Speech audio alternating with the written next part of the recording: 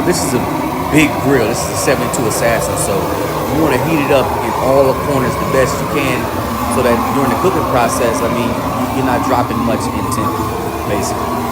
And I heat up everything.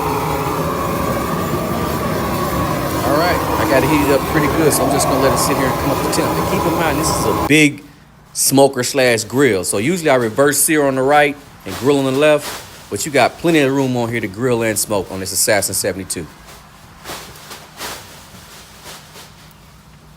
Serious amount of steaks right there, fellas. How many steaks is this, Sean? I didn't even count. I didn't count it yet. About be about a total of 80 something. Yeah, boy.